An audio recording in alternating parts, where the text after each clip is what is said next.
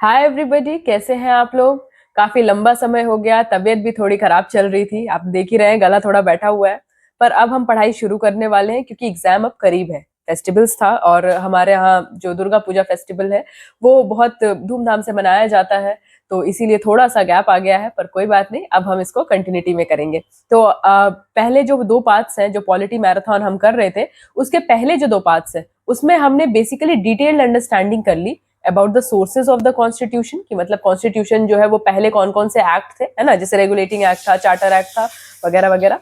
और उसके अलावा फिर हमने ये भी पढ़ लिया कि प्रियम्बल में कौन कौन से वर्ड्स हैं, उसका क्या मीनिंग होता है, और उसके साथ साथ उसमें कितना मतलब वो कॉन्स्टिट्यूशन का पार्ट है भी कि नहीं है। ठीक है, आज हम पढ़ेंगे इंपॉर्टेंट फैक्चुअल डेटा यानी कि हमारे जो 12 शेड्यूल्स है ना, जहां से क्वेश्चन आने की संभावनाएं बढ़ती हैं। तो वो टॉपिक आज हम कवर करने वाले हैं। तो मैं बिल्कुल ब्रीफ में कवर करूंगी बेटा, क्योंकि ये मैराथन सेशन है और मैराथन सेशन जो है वो क्विक, क्रिस्प और टू द पॉइंट होना चाहिए। तो चलिए शुरू करते हैं।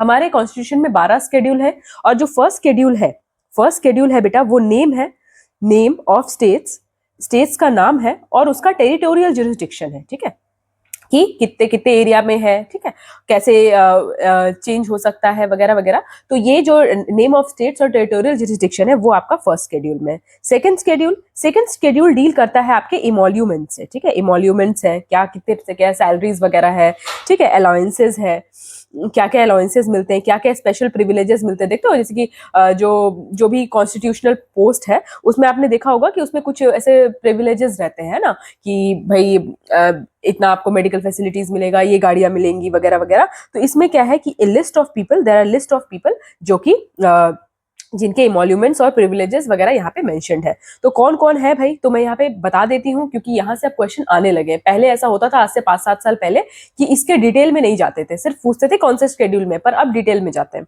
तो सबसे पहले तो हमारे प्रेसिडेंट साहब हैं, ठीक है। दूसरा गवर्नर ऑफ द स्टेट, जितने भी गवर्नर्स हैं, ठीक है। उसके बाद और कौन है, स्पीकर एंड डेप्यूटी स्पीकर को डीएस लिख दिया है ऑफ लोकसभा। ठीक है, इसके अलावा और कौन है, चेयरमैन एंड डेप्यूटी चेयरमैन और डेप्यूटी चेयरमैन ऑफ राज्यसभा। ठीक है, इसके अलावा और कौन है, तो लेजिस्लेटिव असेंबली के जो स्पीकर्स होते हैं, है ना, लेजिस्लेटिव असेंबली के जो स्पीकर्स होते हैं या फिर डेप्यूटी स्पीकर्स होते हैं वो। ठीक है, उसके अलावा और कौन कौन है, तो इसके अलावा है आपके, अगर लेजिस्लेटिव काउंसिल है तो उसके भी आपके जो चेयरमैन होंगे और डेप्यूटी चेयरमैन होंगे वो होंगे। और कौन होगा, तो सुप्रीम कोर्ट के जजेस, एससी जजेस होंगे। उसके अलावा एचसी हाई कोर्ट जजेस होंगे और कैग, ठीक है, comptroller and auditor general of India. ठीक है, तो ये 9 लोग हैं जिनके जो सैलरीज है, इमोल्यूमेंट्स, अलाउंसेस, प्रिविलेजेस, इसको सेकंड शेड्यूल में मेंशन किया गया है। आते हैं अगले पार्ट में। अगला पार्ट है हमारा थर्ड शेड्यूल किसमें बताता है, इसमें ओथ और अफर्मेशन बताता है। ठीक है, कि जो लोग ओथ लेते हैं, अभी हम कॉन्स्टिट्यूशन में पढ़ेंगे, तो उनके ओथ वगैरह, अफर्मेशन वगैरह वो कहा किसके किसके लिए है। ठीक है, तो इसमें भी 9 लोग हैं, उनसे डील करता है, पर इसके डिटेल में जाना आपको अभी जरूरी नहीं है। ठीक है, फोर्थ शेड्यूल क्या है, तो राज्यसभा के का एलोकेशन ऑफ सीट्स है।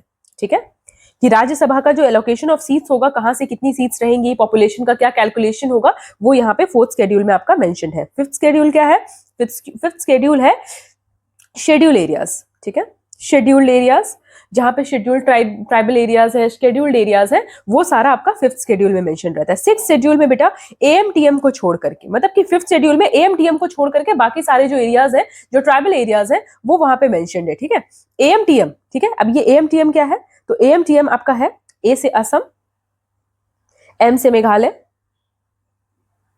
ठीक है, टी से त्रिपुरा और एम से मिजोरम। दिस इज एएमटीएम, ऐसे याद रखिएगा। ये आपका सिक्स शेड्यूल में आता है, बाकी सारी चीजें जो है वो फिफ्थ शेड्यूल में आते हैं। तो ये बेसिकली शेड्यूल एरियाज है, मतलब कि यहाँ पे जो गवर्नमेंट इंटरवेंशन डायरेक्टली होता है वो थोड़ा कम होता है, क्योंकि ट्राइबल एरियाज जाहिर सी बात है, तो यहाँ पे ये चीज थोड़ा सा कम है। ठीक है, सेवेंथ शेड्यूल आते हैं सेवेंथ शेड्यूल में। तो हमारा जो सेवेंथ शेड्यूल है उसमें लिस्ट है बेटा, लिस्ट है। कौन कौन से लिस्ट है, तो यूनियन है, स्टेट है और कंकरेंट है। तबीयत आज थोड़ी सी खराब है, इसीलिए आवाज भी आपको ऐसे भारी भारी सी लग रही होगी, पर आपके जोश में कमी नहीं आनी चाहिए, है ना। और आपके बहुत सारे प्यारे प्यारे से फीडबैक्स मुझे मिले, मीनवाइल जब हम लेक्चर्स नहीं ले रहे थे तब भी आपके फीडबैक्स प्रॉपरली मिल रहे थे, बच्चों ने मेल भी किया, तो I am highly highly deeply oblige to you all. ये जो फैमिली है ना, ये मुझे मतलब बहुत अच्छा लग रहा है कि ये इनिशिएटिव जो है ये आप लोगों तक पहुंच भी रहा है और आप इससे फायदा भी उठा रहे हैं। चलिए, और हाँ, कुछ बच्चों ने मुझे कहा भी है कि मैम और भी सब्जेक्ट मतलब और भी जो जैसे बोनस एक्ट वगैरह है वो लेकर आइए, तो आप उसकी चिंता मत करिए, मीनवाइल बीच बीच में आता रहेगा, क्योंकि कंटिन्यूसली लॉ हो गया था तो इसीलिए और भी सब्जेक्ट्स हमने इंट्रोड्यूस कर दिए हैं, पर इसका मतलब ये नहीं कि जो टॉपिक्स बचे वो कंप्लीट नहीं होंगे, तो चिंता नहीं करिएगा। चलिए, 8th शेड्यूल में आते हैं। 8th शेड्यूल क्या है? तो इस 8th शेड्यूल में आपके शेड्यूल्ड लैंग्वेजेस हैं, ठीक है, शेड्यूल्ड लैंग्वेजेस हैं। ओरिजिनली कितने थे? ओरिजिनली 14 थे, ठीक। ओरिजिनली देयर वर 14 लैंग्वेजेस, अब कितने हैं? अब है 22 लैंग्वेज, तो अभी देयर आर ओवरऑल 22 लैंग्वेजेस, ठीक है। अब इसका डिटेल है, थोड़ा सा डिटेल है कि कौन से अमेंडमेंट में कौन सा लैंग्वेज ऐड हुआ है, और ये कभी कभी पूछ देता है, ठीक है, तो इसको ध्यान रखिएगा, क्योंकि पॉलिटी एक ऐसा सब्जेक्ट है बेटा जो कि आपको सिर्फ इस एग्जाम में नहीं बल्कि बाकी जितने भी एग्जाम दोगे ना उसमें सब में काम आने वाली है, ठीक है। तो ये ध्यान में रखिएगा एक कि आपका एक 21st अमेंडमेंट हुआ था, 21st कॉन्स्टिट्यूशनल अमेंडमेंट हुआ था, जिसमें कि किसको ऐड किया गया था? जिसमें ऐड किया गया था आपका सिंधी, ठीक है। उसके बाद फिर आपका 71st कॉन्स्टिट्यूशनल अमेंडमेंट हुआ, जिसमें ऐड किया गया कोंकणी, मणिपुरी और नेपाली, ठीक है, ये 1992 में, ठीक है। और उसके बाद फिर 92nd अमेंडमेंट हुआ, उसमें ऐड किया गया बोडो, डोंगरी, मैथिली और संथाली। तो ये जो है ये कॉन्स्टिट्यूशनल अमेंडमेंट्स हैं जहां पे ये लैंग्वेजेस ऐड किए गए, और अब कुल मिला के ये हो गए 22 लैंग्वेज, ठीक है। और भी लैंग्वेजेस की बात चल रही है कि उसको भी ऐड करना है, पर अभी तक ऐसा कोई कॉन्स्टिट्यूशनल अमेंडमेंट आया नहीं है। चलिए, अब आते हैं 9th शेड्यूल, ठीक है। अब 9th शेड्यूल किससे डील कर रहा है? 9th शेड्यूल जो है वो बेसिकली लैंड रिफॉर्म से डील करता है, ठीक है। मतलब ये बेसिकली उन टॉपिक से डील करता है, बेसिकली ये इन टॉपिक से डील करता है जो कि जुडिशियल रिव्यू के पर्व्यू में नहीं आते हैं, ठीक है। पर अब ऐसा नहीं है, अगर बेसिक स्ट्रक्चर को हिंडर कर रहे हैं तो जुडिशियल रिव्यू के पर्व्यू में आएंगे, लेकिन अगर नहीं हिंडर कर रहे हैं तो फिर इसके ये पर्व्यू मतलब ये ऐसा शेड्यूल था जिसमें अगर डाल दिया गया तो इसके बाद वो जुडिशियल रिव्यू, जुडिशियल स्क्रूटनी के पर्व्यू में नहीं आते हैं, ठीक है। अब आते हैं हम 10th शेड्यूल में। 10th शेड्यूल किससे में डील करता है? 10th शेड्यूल डील करता है एंटी डिफेक्शन लॉ। अब ये एंटी डिफेक्शन क्या है? तो एंटी डिफेक्शन जिन बच्चों को पता है बहुत अच्छी बात है, जिनको नहीं पता है थोड़ा सा बता देती हूँ कि एंटी डिफेक्शन का मतलब होता है कि जैसे कभी कभी ऐसा होता है कि कोई व्यक्ति है किसी पार्टी में है, ठीक है, और वो मतलब पॉलिटिकल पार्टी में ऐसे घूमने नहीं गए, तो पॉलिटिकल पार्टी में है और वहां से उसने अपना जो है वो सीट जीता, ठीक है, मान लेते हैं कोई भी XYZ पॉलिटिकल पार्टी है और उससे उन्होंने अपना सीट जीता, और जीतने के बाद वो दूसरे पार्टी में स्विच करना चाहते हैं, मे बी उनको बेटर बेनिफिट्स मिल रहे होंगे या फिर जो भी चीजें मिल रही होंगी उनके लिए वो हो सकता है कि वो उसमें स्विच करना चाह रहे हो। तो जब वो स्विच करना चाह रहे हैं तो क्योंकि जीता तो उन्होंने XYZ पार्टी से है, तो वो ABC पार्टी में जा सकते हैं क्या? तो नहीं जा सकते हैं। दिस इज एंटी डिफेक्शन, कि अगर आप ऐसा कुछ करते हैं तो फिर आपको क्या है कि आपको अपना कैंडिडेचर जो इस्तीफा देना पड़ेगा, मतलब कि आप अब क्योंकि आपने XYZ पार्टी से जीता है तो इसीलिए अब आप वो मेंबर नहीं रहेंगे, ठीक है। तो ये होता है, this is anti defection law, ठीक है। तो ये डिस्क्वालिफिकेशन ऑफ मेंबर्स से रिलेटेड है, ठीक है। अब आता है आपका 11th शेड्यूल। 11th शेड्यूल किससे डील करता है? 11th शेड्यूल डील करता है आपका पंचायत से, ठीक है, पंचायत से डील करता है। 12th शेड्यूल किससे डील करता है? 12th शेड्यूल डील करता है म्युनिसिपैलिटीज से, ठीक है। और दोनों ही कब आया है? दोनों ही आया है 1992 में, ठीक है। म्युनिसिपैलिटीज और पंचायत जो है वो पंचायती राज, लोकल सेल्फ गवर्नमेंट, अर्बन और रूरल, और वो दोनों ही यहाँ पे 11th और 12th शेड्यूल में डील होता है, ठीक है। तो कुल मिला के आपको जो है वो पूरे 12 शेड्यूल मिल गए हैं, ठीक है। फर्स्ट आपका name state, second allowances emoluments, ठीक है, third oath of formation, fourth Rajya Sabha के allocation of seats, fifth schedule areas, sixth AMTM, seventh list, ठीक है, लिस्ट कौन कौन से यूनियन, स्टेट और कंकरेंट। आठवां जो है आपका शेड्यूल लैंग्वेजेस है, कौन कौन से बाद में ऐड हुए ये भी मैंने मेंशन कर दिया है। 9th शेड्यूल क्या है बेटा? लैंड रिफॉर्म्स है, ठीक है। लैंड रिफॉर्म मतलब बेसिकली ऐसे टॉपिक्स जो कि जुडिशियल रिव्यू के पर्व्यू में नहीं आते थे, ठीक है। 10th schedule anti defection law, 11th 12th panchayat और म्युनिसिपैलिटी, ठीक है। तो मुझे लगता है कि आपको ये चीज सारी जो है वो समझ में आ गई होगी, ठीक है। तो ये यहाँ पे ये वाला टॉपिक जो है वो थोड़ा सा शेड्यूल वाला खत्म हो गया, इससे ज्यादा आपको शेड्यूल में पढ़ने की जरूरत नहीं है, ठीक। चलिए देखो मैं जल्दी जल्दी करवा रही हूँ, पर जल्दी जल्दी करवाने का मतलब ये नहीं होता है कि मैं आपको जो इंपॉर्टेंट डेटा है उसको छोड़ दूँ। हो सकता है थोड़ा लंबा हो जाए सेशन, पर वो चल जाएगा, क्योंकि अल्टीमेटली आप पढ़ने के लिए ही बैठे हो। लेकिन जो आपका अ, ये है, मतलब कि आपका जो कंटेंट है, कंटेंट से कॉम्प्रोमाइज नहीं होना चाहिए। इसीलिए हम लोग को लॉ करने में, कंप्लीट करने में इतना टाइम भी लग गया, नहीं क्योंकि कंटेंट से कॉम्प्रोमाइज हमने बिल्कुल नहीं किया है। चलिए, अब आते हैं सोर्सेज ऑफ इंडियन कॉन्स्टिट्यूशन। अब ये क्वेश्चन कभी कभी आ जाता है, ठीक है, तो सारे सोर्सेज नहीं पढ़ेंगे, मतलब सारे एक एक डिटेल नहीं पढ़ेंगे, बट जो मेजर मेजर सोर्सेज है ना उसको ध्यान में रखना है, ठीक है। जैसे सबसे पहला है यूके, यूनाइटेड किंगडम, क्योंकि हमारा जो सिस्टम है वो पार्लियामेंट्री फॉर्म ऑफ सिस्टम है ना। हम पहले ही मैंने आपको बताया था कि जो हेड ऑफ द स्टेट है, जो real head of the state है, वो प्राइम मिनिस्टर साहब है, ना कि प्रेसिडेंट साहब, ठीक है। तो अब ऐसा क्यों है? क्योंकि हमने प्रेसिडेंशियल फॉर्म को नहीं अडॉप्ट किया है। तो यूके से हमने बहुत सारी चीजें जो है वो अडॉप्ट की है। उसमें से पहला ये अडॉप्ट किया है कि जो प्रेसिडेंट होंगे वो नॉमिनल हेड होंगे, है ना। नॉमिनल हेड जो है वो प्रेसिडेंट होंगे। यूके में क्या होता है, यूके में जो क्वीन होती है वो नॉमिनल हेड होती है, ठीक है। तो यहाँ पे प्रेसिडेंट होंगे। तो ये उसके बाद कैबिनेट सिस्टम, जो कैबिनेट मिनिस्टर्स होते हैं, ये भी सिस्टम हमने कहाँ से अडॉप्ट किया है? यूके से अडॉप्ट किया है। फिर मैंने अभी बताया आपको पार्लियामेंट्री फॉर्म ऑफ गवर्नमेंट है हमारा, तो ये पार्लियामेंट्री सिस्टम जो है ये कहाँ से अडॉप्ट किया है हमने? ये भी हमने यूके से अडॉप्ट किया है, ठीक है। तो ये सारी चीजें जो है यूके से, मतलब जो मेजर मेजर है ये चीजें हमने यूके से अडॉप्ट की है। उसके बाद लोकसभा, लोकसभा ज्यादा पावरफुल होगा, ये भी क्योंकि लोग उनको चुन के लाते हैं, ये भी यूके से अडॉप्ट किया गया है, ठीक है। चलिए, अब आते हैं यूएसए। यूएसए से क्या क्या अडॉप्ट किया गया है? तो सबसे पहला रिटन कॉन्स्टिट्यूशन, ठीक है। पहला रिटन कॉन्स्टिट्यूशन कहाँ हुआ था? तो यूएस में हुआ था। तो हमने जी देखो, अब रिटन, अब कहोगे कि मैम अनरिटन कॉन्स्टिट्यूशन क्या होता है? कि अगर रिटन है तो कहीं तो लिखा होगा ना। तो देखो बेटा, ऐसा नहीं कि अनरिटन कॉन्स्टिट्यूशन में कहीं कॉन्स्टिट्यूशन लिखा ही नहीं होता है, लिखा होता है, क्योंकि ओरली तो जुबानी तो याद नहीं कर सकते ना, या फिर हो सकता है उसमें चेंजेस आ जाएंगे। तो ऐसा नहीं है कि लिखा नहीं होता है, बिल्कुल लिखा होता है, लेकिन वो कंसोलिडेटेड नहीं होता है। कोई ऐसा एक डॉक्यूमेंट नहीं होता है जिसको कहा जाए कि ये हमारा संविधान है और इसको हम सब सर्वोपरि रखते हैं, ऐसा कुछ नहीं होता है। तो उसको अनरिटन कॉन्स्टिट्यूशन बोलते हैं। तो हमारे पास तो एक संविधान की किताब है ना, जो कि हर कोई, हर एक यूपीएससी एस्पिरेंट, हर एक गवर्नमेंट जॉब वाला एस्पिरेंट जो है वो लेकर हाथ में चलता है, हर वकील, हर जज अपने हाथ में लेकर चलते हैं, और मुझे लगता है कि हर जनता के हाथ में भी होनी चाहिए। तो ये जो रिटन कॉन्स्टिट्यूशन है ये कहाँ से आया है? ये फीचर आपका ये यूएस से आया है। फिर एग्जीक्यूटिव हेड, ठीक है, एग्जीक्यूटिव हेड जो होते हैं वो हमारे प्रेसिडेंट होते हैं। तो ये भी कहाँ से आया है? आपका यूके से आया है, ठीक है। उसके बाद फिर फंडामेंट, ये फिर आपने ये भी देखा होगा कि चेयरमैन ऑफ राज्यसभा कौन होते हैं बेटा? चेयरमैन ऑफ राज्यसभा, मुझे लगता है ये तो आपको पता ही होगा। चेयरमैन ऑफ राज्यसभा कौन होते हैं? आपके वाइस प्रेसिडेंट साहब होते हैं। तो ये भी कॉन्सेप्ट कहाँ से आया है? यूएस से आया है, ठीक है। यूएस में भी ऐसे ही होता है कि जो लोअर हाउस, मतलब जो अपर हाउस है, उसके जो चेयरमैन, मतलब उसके जो चेयरमैन है वो वाइस प्रेसिडेंट होते हैं, ठीक है। उसके बाद फंडामेंटल राइट्स, आगे बढ़ते हैं। Fundamental rights very very important, बहुत इंपॉर्टेंट है ये फंडामेंटल राइट। बहुत लोग ऐसे कहेंगे कि मैम ये तो फ्रांस से आया है क्योंकि इक्वालिटी वगैरह की बात वहीं की जा रही थी, पर नहीं, फंडामेंटल राइट्स का जो कॉन्सेप्ट है वो भी कहाँ से आया है? यूएस से आया है, ठीक है। फिर सुप्रीम कोर्ट, सुप्रीम कोर्ट का कॉन्सेप्ट भी जो है वो यूएस से आया है। Judicial review, very very important, judicial review. एक केस था मार्बरी वर्सेस मेडिसिन का, तो वहां से, बहुत फेमस केस है यूएस का, वहां से जुडिशियल रिव्यू का जो कॉन्सेप्ट है वो आया है। तो जुडिशियल रिव्यू जो है वो वहां से आया है। उसका प्रियम्बल, प्रियम्बल का कॉन्सेप्ट भी कहां से आया है? यहीं से आया है, ठीक है। उसके बाद एससी और एचसी जजेस का रिमूवल का जो प्रोसेस है, ठीक है, जो जिसको इम्पीचमेंट कहा जाता है, तो ये जो रिमूवल का प्रोसेस है, रिमूवल प्रोसेस, ये भी यूएस से ही आया है, ठीक है। तो यूके यूएस का कहीं ना कहीं बहुत बड़ा इंपैक्ट रहा है हमारे कॉन्स्टिट्यूशन को बनाने के लिए, इसीलिए जरूरी भी है, ठीक है। उसके बाद यूएसएसआर, ठीक है। तो यूएसएसआर से कहा क्या आया है? तो फंडामेंटल ड्यूटीज आई है बेटा, ठीक है। फंडामेंटल ड्यूटीज आपको पता है बाद में ऐड हुई थी, है ना। तो फंडामेंटल ड्यूटीज जो है उसको यूएसएसआर से लिया गया है, though they are not justiciable in the court. ऐसा नहीं कि फंडामेंटल ड्यूटी कोई फॉलो नहीं कर रहा है तो उसको कोर्ट में ले जा सकते, बिल्कुल नहीं ले जा सकते, बट दे आर, वो हमारी नैतिक जिम्मेदारी है, ठीक है, और कॉन्स्टिट्यूशन को इंटरप्रेट करने में कहीं ना कहीं हेल्प करती है, ठीक है।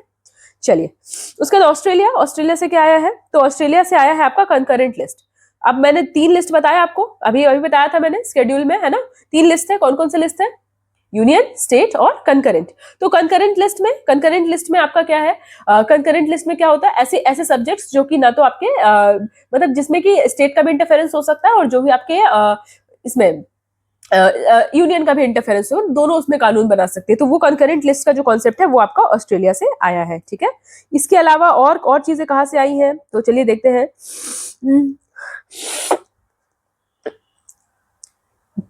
जर्मनी, जर्मनी से क्या आया है? तो जर्मनी से आया है बेटा, याद करो मैंने बताया था कि इमरजेंसी में फंडामेंटल राइट सस्पेंड हो जाते हैं, मतलब फंडामेंटल राइट जो है वो सस्पेंड हो जाते हैं।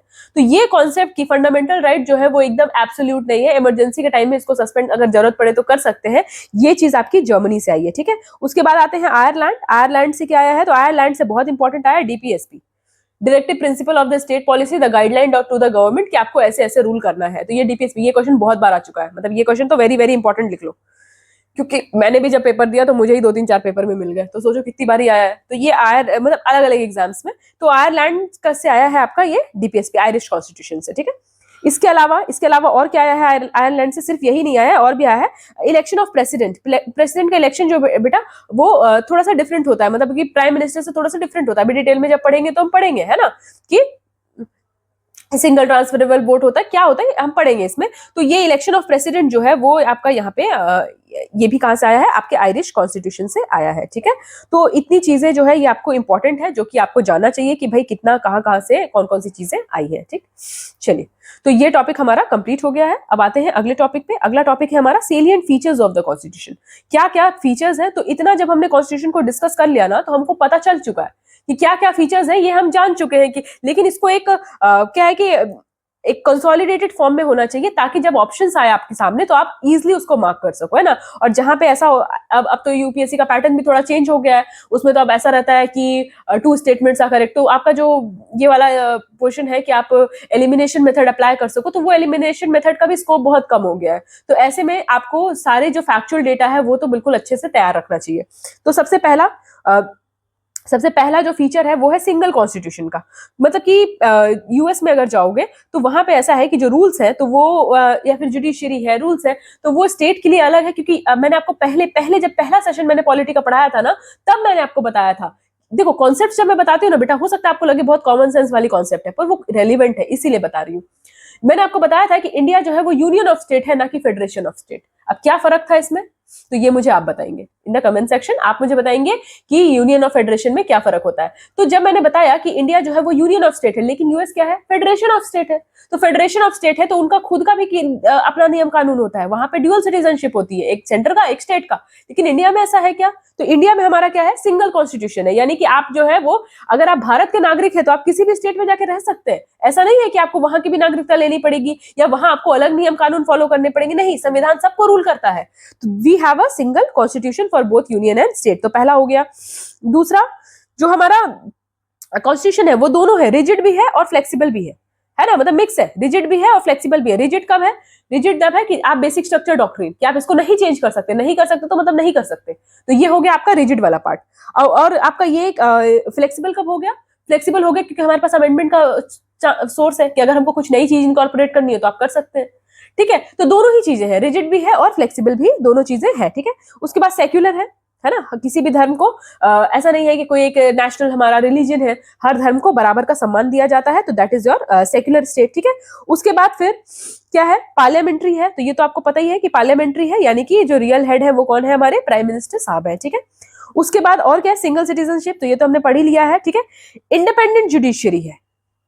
ऐसा नहीं है कि जुडिशियरी जो है वो सरकार के अधीन है, कि सरकार जो बोलेगी वो जुडिशियरी करेगी। कभी कभी ऐसा भी होता है कि ऑर्डर्स जो आते हैं वो गवर्नमेंट के ही अगेंस्ट होते हैं, या गवर्नमेंट से अगर कोई गलती हो जाती है तो लोग अपना राइट क्लेम करने के लिए, अपनी रेमेडीज क्लेम करने के लिए कहाँ जाते हैं? कोर्ट के पास जाते हैं, क्योंकि उनको पता है कि ये दोनों इंडिपेंडेंट है।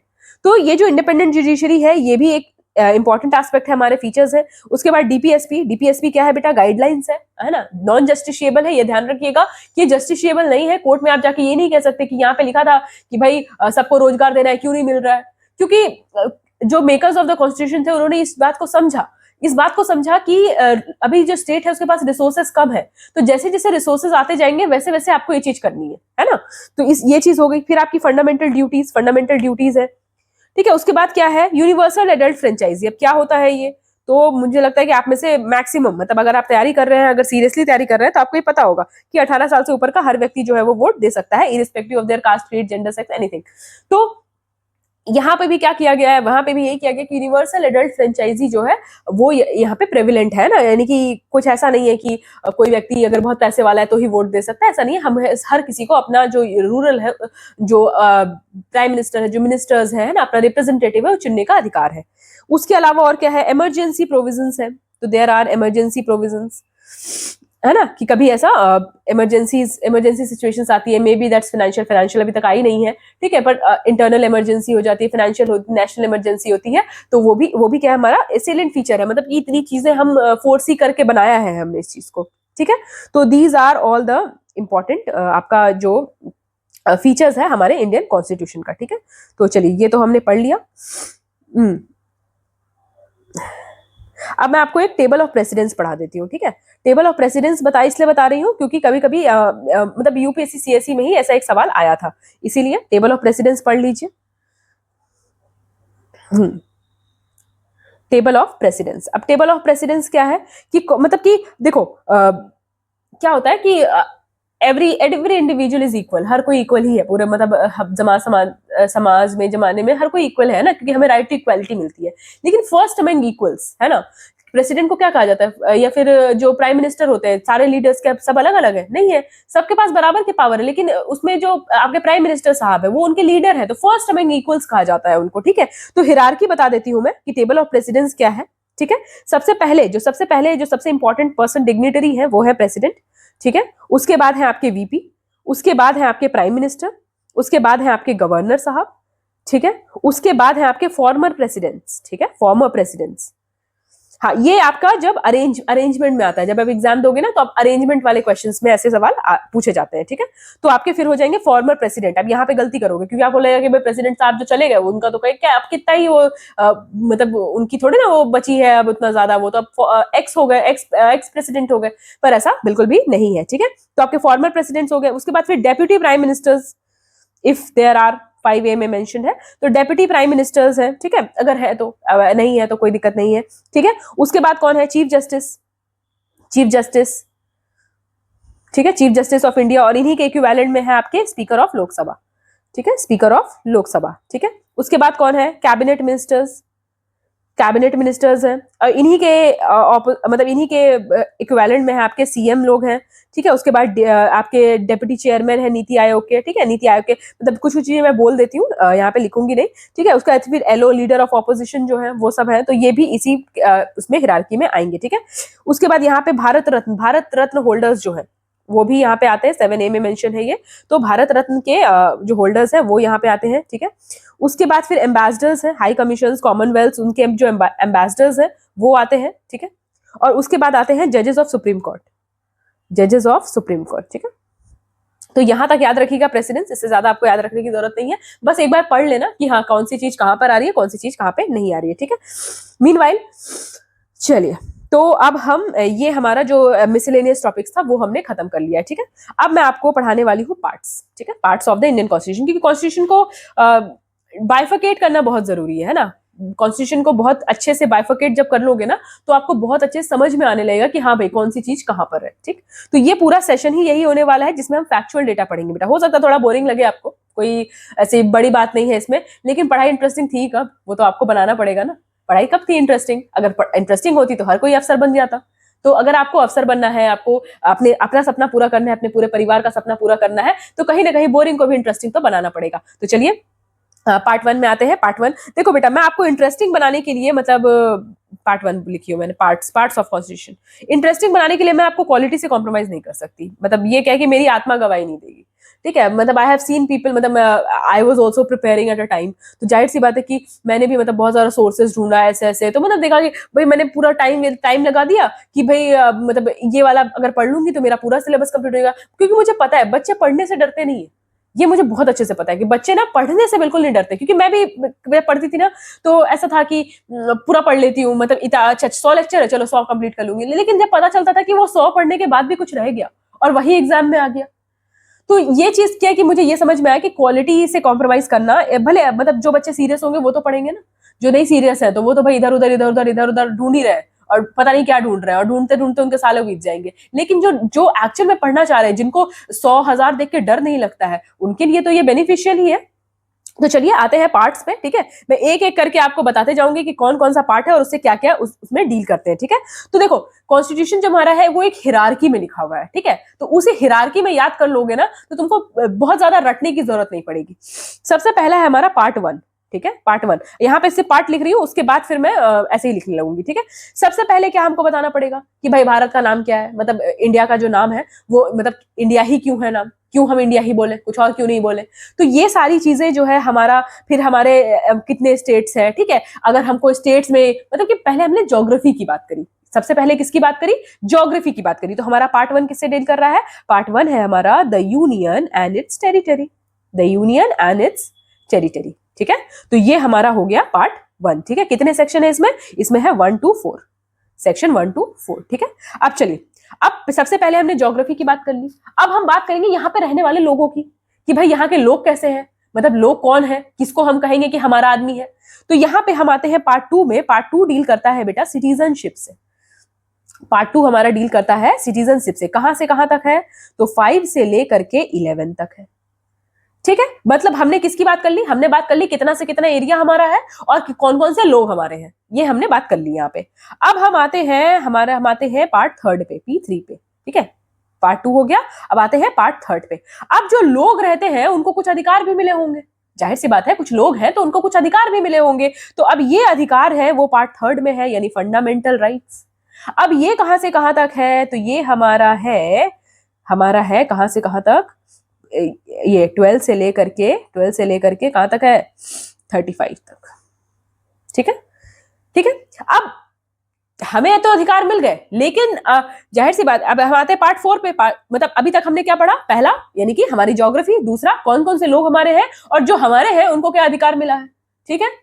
चलिए अब आते हैं पार्ट 4 पे। पार्ट 4 किससे डील करता है, पार्ट 4 डील करता है कि कुछ अधिकार तो हमें मिल गए हैं, लेकिन कुछ व्यवस्थाएं भी तो मिलनी चाहिए। कुछ अधिकार तो मिल गए लेकिन कुछ व्यवस्थाएं भी मिलनी चाहिए, यानी कि जो स्टेट है, जो लोग भी गवर्न कर रहे हैं वो हमें कुछ और देंगे, मतलब कुछ और प्रिविलेजेस भी देंगे। कुछ होते हैं बेसिक, मतलब जिसके बिना, जैसे अब जैसे जाहिर सी बात है कि हम लोग जब यहाँ पे रहते हैं तो जो रोटी कपड़ा मकान है तो वो बेसिक है। लेकिन अगर बात करोगे कि और भी चीजें, जैसे पढ़ाई लिखाई हो गई, ठीक है, या फिर और भी चीजें हो गई, ठीक है, काम कराने के लिए, काम राइट टू वर्क वगैरह, तो ये सारी चीजें भी तो हमको चाहिए ना अपनी जिंदगी बिताने के लिए। Though they are not basic but चाहिए तो उसके लिए क्या है, उसके लिए ये जिम्मेदारी सरकार को दी गई। तो क्या क्या चीजें हमें मांगनी है ये भी तो हमें पता हो। तो ये हमारा हो गया आपका DPSP, directive principles of the state policy. अभी सिर्फ आपको एक डिटेल दे रही हूँ बेटा, अभी सिर्फ एक ओवरव्यू है आपका कॉन्स्टिट्यूशन का। तो ये हो गया आपका चौथा पार्ट, ठीक है। कहां से शुरू हुआ, 36 से शुरू हुआ और कहां तक गया, तो ये गया 51 तक, ठीक है।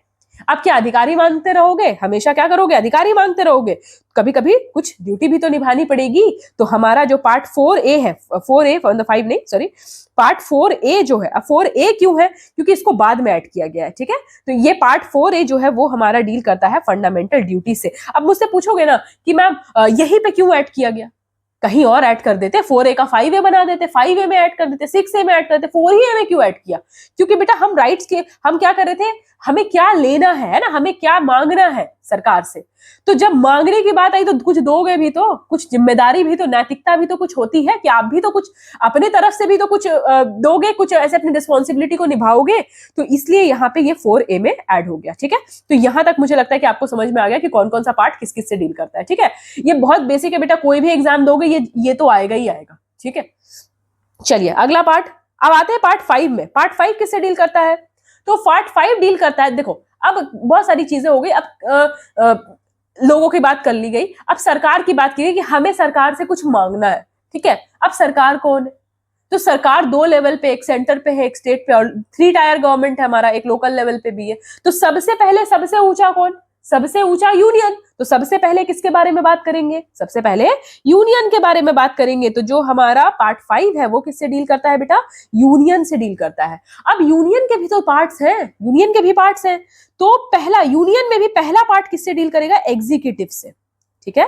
एग्जीक्यूटिव से, प्रेसिडेंट, वाइस प्रेसिडेंट, ये लोग एग्जीक्यूटिव से डील करेगा। कहां से कहां तक डील करेगा, तो 52 से लेकर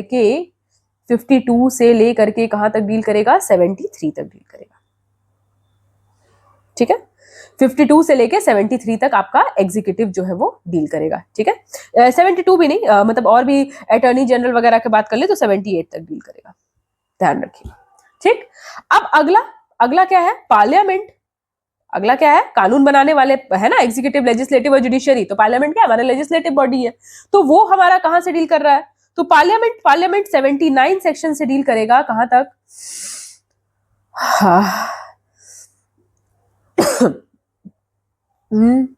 देखें जरा कहां तक डील कर रहा है, तो ये हमारा डील कर रहा है 123 से, ठीक है। तो एग्जीक्यूटिव, लेजिस्लेटिव को ही हमने पार्लियामेंट कह दिया। अब एग्जीक्यूटिव में क्या है बेटा, प्रेसिडेंट है, वाइस प्रेसिडेंट है, ठीक है, उनका क्या पावर है वगैरह वगैरह, सारी दुनिया भर की चीजें पढ़ेंगे, चिंता नहीं करना है, ठीक है। अब अगला कौन सा हो गया हमारा, जुडिशियरी। अब जुडिशियरी, और ये सब याद रखना, यूनियन की बात कर रहे हैं, स्टेट में नहीं आया अभी, स्टेट में आगे, अभी हम किसकी बात कर रहे हैं, यूनियन की बात कर रहे हैं। तो यूनियन है, ठीक है, ये कहां से कहां तक है, तो ये आपका 124 से शुरू होता है, और 124 से शुरू होने के बाद कहां तक आता है, देखे जरा, 151 तक, ठीक है, 151 तक। तो ये ध्यान रखिएगा कि आपका पार्ट 5 हो गया वो एग्जीक्यूटिव, लेजिस्लेटिव और जुडिशियरी, 3 पार्ट। पहला एग्जीक्यूटिव 52 से लेके 78 तक, पार्लियामेंट 79 से लेके 123 तक, और जुडिशियरी जो है आपका 124 से लेके 151 तक, ठीक है। तो 124 से लेके 151 तक, ठीक है। चलिए, अब ये हो गया आपका पार्ट 5। पार्ट 6, अब ये मैं आपको क्यों बता रही हूं, क्योंकि इसका चार्ट आपको बना करके अपने सामने लगाना है, ताकि आपको पता रहे कि पार्ट में क्या क्या चीजें डील की गई हैं, ठीक है। तो ये आपको पता होना चाहिए। आते हैं पार्ट 6 में। पार्ट 6 आपका किससे डील कर रहा है, अब यूनियन हो गया, अब आते हैं स्टेट पे, ठीक है। स्टेट, अब स्टेट में भी पार्ट है, जैसे कि इसमें पढ़ा वैसे ही स्टेट में भी पार्ट है। तो सबसे पहला है आपका जनरल, ठीक है, जनरल में डेफिनेशंस लिखे हुए हैं, जो कि आपका सेक्शन है 152, ठीक है। उसके बाद है आपका गवर्न एग्जीक्यूटिव, वैसे ही सेम, ठीक है। एग्जीक्यूटिव में अभी तक हम यूनियन के एग्जीक्यूटिव की बात करते थे, इसमें प्रेसिडेंट थे, अब स्टेट के एग्जीक्यूटिव की बात करें। स्टेट के एग्जीक्यूटिव में कौन है, गवर्नर साहब है। तो गवर्नर साहब कहां से कहां तक डील कर रहे हैं, तो 153 से डील कर रहे हैं, ठीक है। कहां से कहां तक, 167 तक डील कर रहे हैं। उसके बाद फिर आ जाते हैं हम स्टेट लेजिस्लेचर में, ठीक है। तो हमारा अगला क्या आ गया, स्टेट लेजिस्लेचर, ठीक है। यहाँ पे जैसे पार्लियामेंट था वैसे स्टेट लेजिस्लेचर आ गया, ठीक है। ये भी कहां से कहां तक डील करेंगे, तो ये भी डील करेंगे 168 से लेकर के, और कहां तक आएगा, ये आएगा आपका 195 तक, ठीक है। और उसके बाद फिर आता है हमारा जुडिशियरी, सेम जैसा सेंटर में था वैसे ही स्टेट में सेम टू सेम रिपीट हो गया है, ठीक है। तो आप देख रहे हो कि जितना बड़ा संविधान है उसको कितने सफाई से बनाया गया है, कितने तरीके से, कितने करीने से इसको बनाया गया है ना। तो ये हमारा आ गया जुडिशियरी, ठीक है। जुडिशियरी कहां से कहां तक है, एक सेकेंड, तो ये मैं कहा क्या पढ़ रहे थे, पार्ट 6 ना,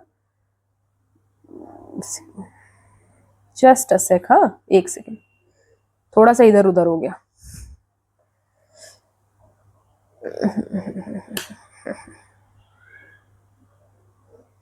पता है बेटा, जो आपका ये है ना, मतलब जो आपका पूरा कॉन्स्टिट्यूशन है, देखने में लगेगा कि बहुत ऐसे बड़ा सा है ना, बहुत ऐसा, मतलब एकदम ढेर सारा कुछ इसमें डाल रखा है।